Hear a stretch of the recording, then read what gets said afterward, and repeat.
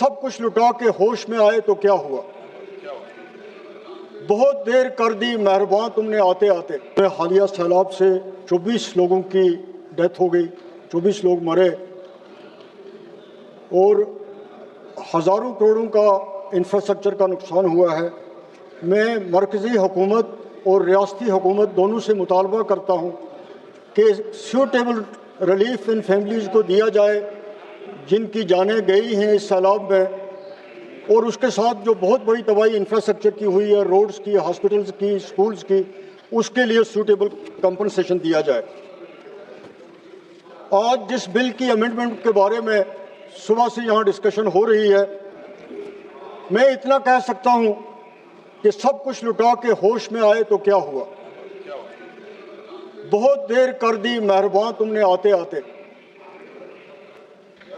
आज जिस चीज़ पे यहाँ डिस्कशन हो रही है और जो यहाँ पे सब ने स्पीच की, उससे यही लगता है कि हमारी हुकूमत, हमारा एजुकेशन डिपार्टमेंट एग्ज़ाम के हवाले से सीरियस नहीं रहा। और ख़ास तौर पे मैं 1 मिनट ले लूँगा, मैं अपनी तकरीर में बताऊँगा कि श्रीनगर का जो नेशनल इंस्टीट्यूट ऑफ टेक्नोलॉजी है, उसमें पिछले 3 साल से डायरेक्टर नहीं है। वहाँ पे मंत्री जी आप बैठते वहाँ तो अच्छा होते, आप भी सुनते, आप कश्मीर से हैं। वहाँ पे 3 साल से डायरेक्टर नहीं है और ना बोर्ड ऑफ डायरेक्टर्स है।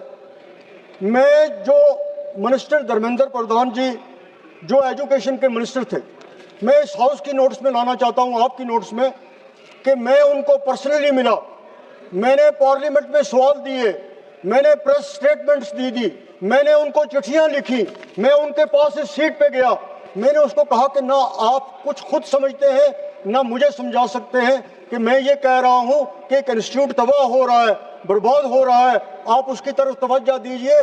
कोई तवज्जो उसकी तरफ उन्होंने नहीं दी। अगर एक इंस्टीट्यूट के साथ उनकी ये हालत थी तो वो क्या महकमा तालीम को चलाते, वो इस देश के इतने बड़े डिपार्टमेंट को, इतने बड़े मुल्क के इस एजुकेशन डिपार्टमेंट को कैसे चलाते, ये क्वेश्चन मार्क है। और ये मुझे तजर्बा हुआ है।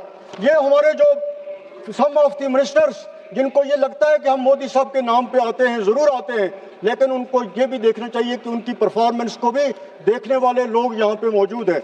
मैं इतना ज़रूर कहता हूँ कि आज अमेंडमेंट लाई जा रही है, पहले कानून भी बना था, कानून भी बनते रहेंगे, अमेंडमेंट्स भी आती रहेगी, लेकिन नीयत साफ होनी चाहिए और इसमें एक्शन होना चाहिए। इससे पहले का जो भी रिकॉर्ड है, आज तक भी किसी को सज़ा नहीं मिली है। और ये फास्ट ट्रैक कोर्ट का भी कहना, सब कुछ कहना, हम इसको वेलकम करते हैं, लेकिन जब तक ये रिजल्ट ओरिएंटेड ना हो, जब तक इसके बारे में लोगों के सामने सही हक़ाइक़ ना आए, क्योंकि 3 साल पहले भी नीट के पेपर लीक हुए थे और 3 साल पहले अगर उस पर एक्शन हुआ होता, आज ये मामला ना होता, ये 20 जानें ज़ाया ना होती। तो मेरा सबसे ज़्यादा ये है कि कानून लाना और अमेंडमेंट करने से कुछ नहीं होगा जब तक इन कानूनों पर सख्ती से अमल ना किया जाए और इसको स्ट्रिक्टली ऑब्जर्व न किया जाए। शुक्रिया।